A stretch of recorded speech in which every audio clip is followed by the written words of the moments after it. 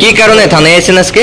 ওই তো আজকে দুপুরবেলা আমার কোনো একটা আননোন কল আসে, ওটা রিসিভ করার পরে আমাকে বিভিন্নভাবে ওরা ফোন করছে।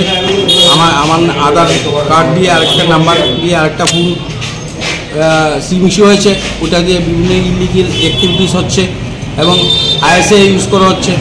ওরা তারপরে বললো আমি যদি ওদেরকে টাকা না দিই তাহলে আমার ফ্যামিলির লোককে মারবে, আমাকে ক্ষতিকর প্রাণে না ওরা মেরে ফেলবে, এসব বলে ভয়ভীতি দেখিয়ে আমার কাছ থেকে টাকা নিয়ে গেছে। কত হাজার টাকা নিল? 68,000। প্রথম নিল 50,000, তারপরে 18,000 টাকা নিল।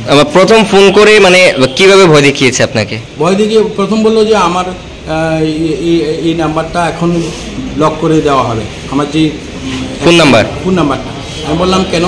তখন বললো আমার আরেকটা সিম আছে যেটা থেকে মুম্বাইয়ে আন্ধেরি পুলিশ স্টেশনে আমার বিরুদ্ধে একটা এফআইআর হয়েছে যে আমি ওই ফোন থেকে বিভিন্ন নাশকতামূলক কার্যকলাপ করা হচ্ছে, এটা বলে শুরু করে দিল। তারপরে ইডি, তারপরে সিবিআই, এসব বিভিন্ন ওর পেপার্স দিলে 1 by 1 আমার বিভিন্ন পেপার্স দেখালো, আমাকে সাবমিট করছে হোয়াটসঅ্যাপের মাধ্যমে, ভিডিও কলের মাধ্যমে। ওরা পুলিশ অফিসার একজন ছিল, দেখিয়েছে। এমন করে করে লাস্টে ও বললো যে আমাকে টাকা দিতে হবে, তো ওরা আমার অনেক ক্ষতি করে দিল বলছে। আপনার নাম? মানে সুব্রত রায়। কি করেন আপনি?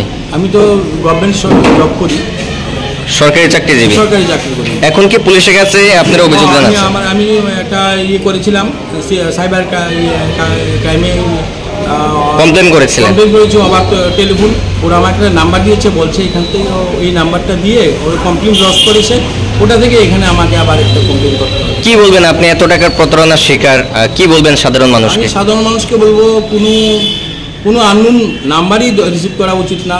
যদি এমন কিছু বলে সঙ্গে সঙ্গে পিএসএ এসে যোগাযোগ করা। আমি ওদেরকে বলেছিলাম, ওরা আমাকে আসতে দেয়নি।